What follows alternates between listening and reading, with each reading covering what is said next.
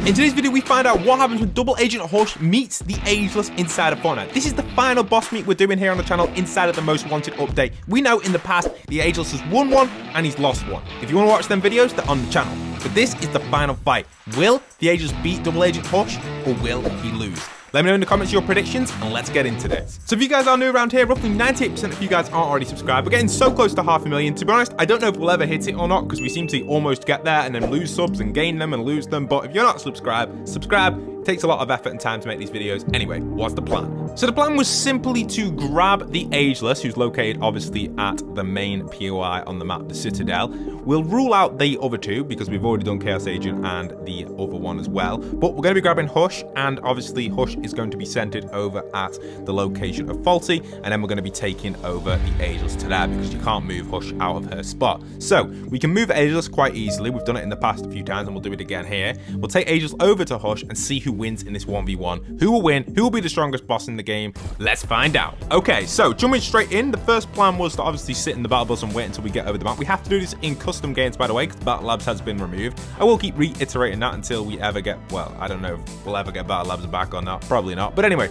the Citadel is the location we're going to be landing at, and obviously that is the location of the Ageless. So we're going to head over there, we're going to dive into there, and then we're going to grab Ageless and slowly take him over. Now, my plan is to grab Ageless and heals because we've decided to do this on the build mode. The reason we chose the build mode for this is because the build mode itself is going to be a little bit easier for Hush just because Hush is inside. So popping in, you can see obviously landing over the Citadel, we do locate the Ageless, and then we do start to bait the Ageless out. Now, Ageless is very easy to move. He's actually a boss that just simply follows you. Very similar to Wolverine's mechanics, and this is what we've done in the past two videos, and we're doing it again here. Very easy to do. Ageless just simply follows us across the bridge, and we can slowly start leading him over to the location of Faulty. Now, one thing that we have to be really careful of is obviously our health, because we don't really have much shield, and we are risking it here in this game. So I'm just clearing the path, making sure Ageless can get through nicely, and he is kind of getting through all right. Watch out for this car here, and we're getting Ageless moving pretty swiftly and pretty smoothly. He's having a little bit of a problem there. Sometimes he has a few problems, but he does make a little move. Had a little anomaly spawn there as well, which is kind of funny. But yeah, come on, Ageless, I'll just clear this so he gets him in a little bit.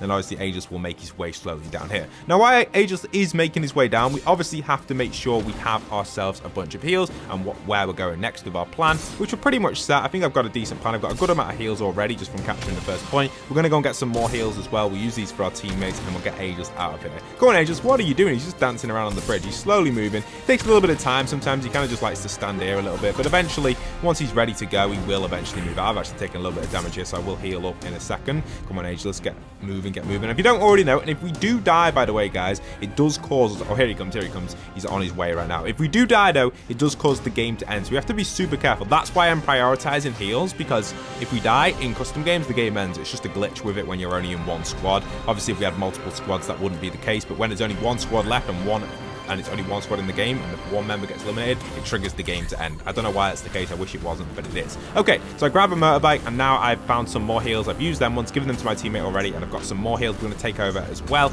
We'll drop these heals off because these are going to come in pretty handy. Heals are just useful over the entire period, really. So we'll drop some more heals off here. There's a little bit of footage of me doing this in a previous attempt. I've got a few different attempts combined in the footage. It's not all the same game. Sometimes I combine multiple attempts just to kind of shorten the plan to show you guys exactly what's going on, because it takes multiple attempts. This is not just simply in and out. It takes about 4 or 5 hours just to attempt one of these. So yeah, there's a lot of different takes that I can get different angles and shots from, which is kind of useful because my teammates don't record. It's just me recording here.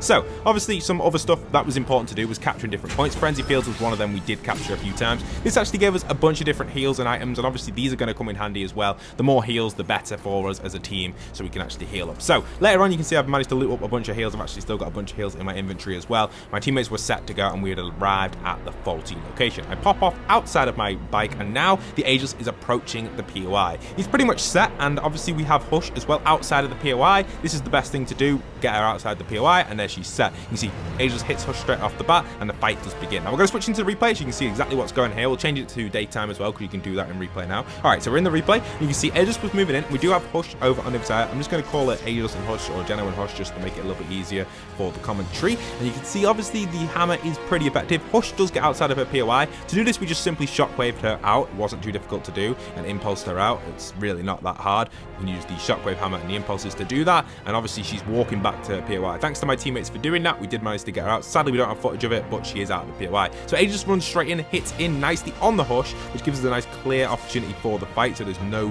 buildings around the area, and gives a nice open battle between these two. You can see Hush going straight in on the Aegis, trying her best to get a few shots off. Aegis does hit him with his nice sword. They get a nice little 75. Hush again missing a few shots. Typical NPC behavior. When they're moving, they do miss if the opponent is standing relatively still. But the thing with Aegis, what's really good about him, is he will switch between his hammer and his sword firer, or the I completely forgot the name of the gun right now. I do know it, the caliber, the Excalibur, but obviously he's switching between them, and we do have to bait him in sometimes with his hammer, which we're doing here. We bait him in, hits the Hush there, nice little hit on the Hush, dealing a bunch of damage. Hush does move back a little bit. It's quite a close fight between these, because as the further the Hush gets away from Aegis, the better she can hit them shots here in this 1v1 situation here, where the sword's being fired in. You can see Hush is doing quite well. Here you can see a little bit of gameplay from the first person point of view. You can see them fighting off in the distance. You can see roughly what health Aegis is on. Hush is on about the same as well, so they're roughly doing about roughly the same damage to each other relative to how much health they have. The fight's going pretty well. You can see Hush over there in the corner behind the wall, aiming with a shot. Aegis trying his best to hit the Hush, but missing a few shots. She's actually doing a really good job on this backside by the bushes, trying to take advantage of it, but we do end up rotating in a little bit further away, because she is eventually going to go back inside, which we don't want. So we do move her up here, and luckily she lands on this, which gives her a huge advantage, because Aegis just can't hit this here. He can't hit the angle. He's not got good enough accuracy, and Hush gets a good amount of damage on the Aegis here in this situation,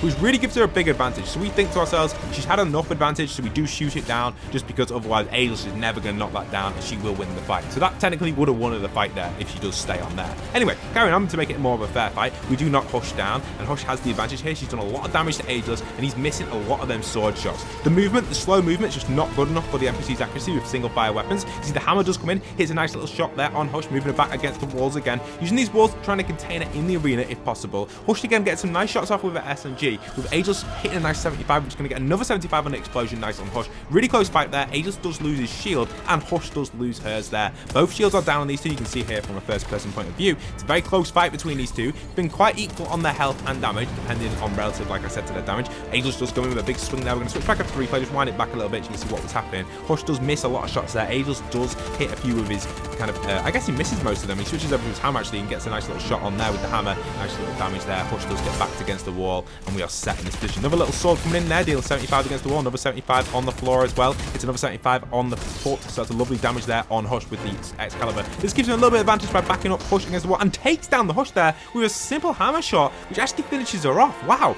So she goes down. She is down because of the opponents. Obviously, when I say that, her friendly henchmen are alive. We didn't actually eliminate them in this one, which causes her to down and not be finished, which means later on you can see Hush does eventually crawl to one of her henchmen, or attempts to, but Aegis says, you know, Hush isn't technically out of detention, could possibly revive her, but obviously the swings her up there, now damaging half of her downed HP, leaving her with a little bit of HP left, but not enough, and Aegis does finish her off there, dropping her mythic loot there, or exotic loot on the floor. This gives Aegis the champion with the 2-1 victory of the most wanted bosses. Check out the other videos on screen if you haven't already.